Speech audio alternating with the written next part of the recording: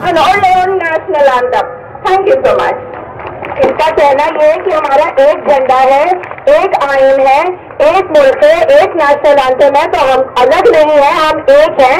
उसके तहत भारत की जो यूनियन है उसके तहत हम लोग एक है, उसको कोई भी हमें किसी तरह से अलग नहीं कर सकता। लखनऊ घंटाघर पे खड़ा हुआ हूँ जहाँ औरतों का एक बहुत बड़ा हुजूम है जो NRC CAA के खिलाफ यहाँ पर मुजाहरा कर रही हैं और आइन में से खिलवाड़ करने वालों की मजम्मत के लिए हम मौजूद हैं।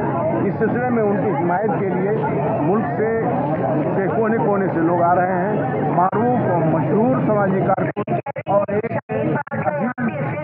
वकील जनाब जान साहब भी आए जो औरतों की मेहनत और उनकी कोशिशों को सराहा।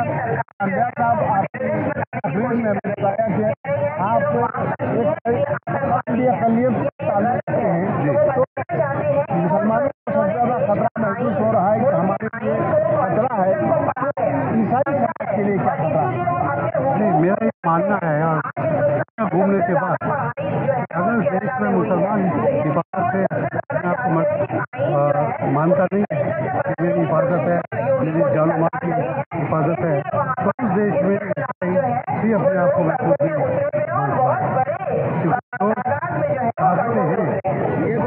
जिन्होंने मुसलमान का खून चख लिया, जिन्होंने प्यार देने में को मारने की वो कल किसी के भी खिलाफ है। उसको मुंह लग चुका है, उसको ये बताया जा चुका है कि हिंदुस्तान में सिर्फ एक किस्म का हिंदू रहेगा, बाकी कोई नहीं रहेगा। तो वो जो दानव पैदा कर दिया है उसके सामने हर अकलियत तो ऐसा भी सरकार बराबर से चलते हैं। तो ये तो एक मानी बात। दूसरी बात जो है कि जो जो गया कि बांग्लादेश से पाकिस्तान से और अफगानिस्तान से ईसाइयों को आएंगे तो उनको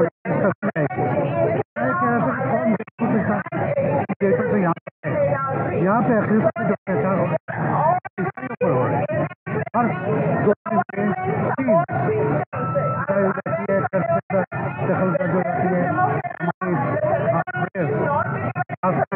भंग की जाती है, बाजियों की पिटाई की जाती है, शिक्षक की पिटाई की जाती है।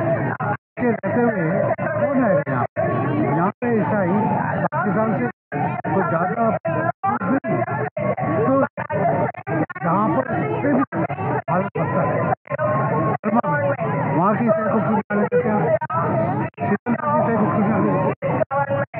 ये जब आप कहते हो जब पाकिस्तान में आएगा तो आपको ईसाइयों की तरह कोई लेना देना। आप पाकिस्तान कह के मुसलमानों को जब आप पाकिस्तान की बात करते हो आप पाकिस्तान से कोई लेना, आप हिंदुस्तान के मुसलमान को तोहमत दे दो तो पाकिस्तान। तो हमको ये सब हम अंधे नहीं हैं, हमको दिखता है। तो यहाँ पर आके अपना एक पद में और उसके पास जाए तो अपना पद, तो ये हमारा फर्ज हो जाता है एक तरीके से। नाज़रीन को मैं बताना चाहता हूँ कि आज हमारे बीच यहाँ औरतों को हिमायत देने के लिए मुल्क के मारूफ और मशहूर कारवाने मोहब्बत के रहनुमा हरसिमंदर साहब मौजूद हैं। हरसिमंदर साहब ने मुल्क में होने वाले बहुत से फसादात देखे हैं, वहाँ पे मजालिम देखे हैं और उनके खिलाफ आवाज़ बुलंद की है। यहाँ तक कि उन्होंने अपनी मुलाजमत को आला तरीन मुलाजमत कहलाती और अब वो मैदान में कूद पड़े और इंसानियत की खिदमत कर रहे हैं। हरसिमंदर जी, आप बताएं हमारे नाज़रीन को CAA और NRC कितना खतरनाक और किस कदर चालबाजी से इसको मुल्क में लाया जा रहा है।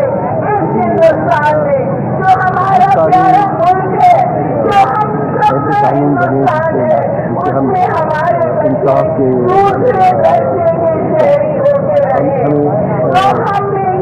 जिससे असहमत हो सकते हैं।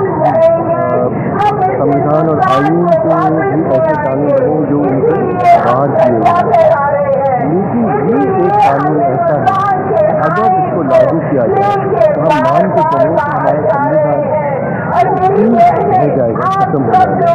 क्योंकि संविधान की जो आत्मा है वो इस बात पर टिकी हुई है। हिंदुस्तान ऐसा देश होगा जहाँ पे मजहब के आधार से, जात के आधार से कोई भेदभाव नहीं होगा और सभी नागरिक बराबर से अलग मजहब के लोग। ये पहला कानून है जो मजहब के आधार पर नागरिकता में फर्क किया है। तो इसीलिए ये कानून लगभग सभी और कानूनों से ज़्यादा खतरनाक है, क्योंकि कानून पारित होने के बाद लागू होने के बाद संविधान जो हमारे आईन है उसको हम सारिक रूप से तो अगर खत्म ना भी करें, इस तरह से इसको लागू किया जाए तो वो संविधान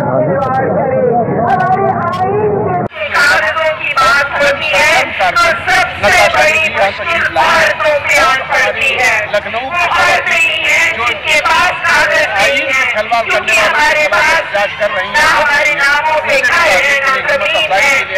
उनका कहना है अस्पतालों में हमारे पास सर्टिफिकेट होते तो हमें पता है कि ये लड़ाई हमें पे भारी पड़ सकती है, ये कानून हम पे भारी पड़ सकता है। और हमें इस बात की खुशी है कि हमारी बहनों ने समझ लिया है और इस चुनौती को कबूल किया है और आज इस तरह से जगह जगह शहर में बाहर आए और एक बार फिर आप सबको मेरा बहुत बहुत सलाम और जिंदाबाद। या तुम्हें हम वोटर लिस्ट से निकाल देंगे या तुम्हारी कल को तुम्हें अम्यूनिटीज नहीं मिलेंगी या तुम्हारे बच्चों को नहीं मिलेंगी। ये अपने ही लोगों में से आसाम में लागू हुआ था।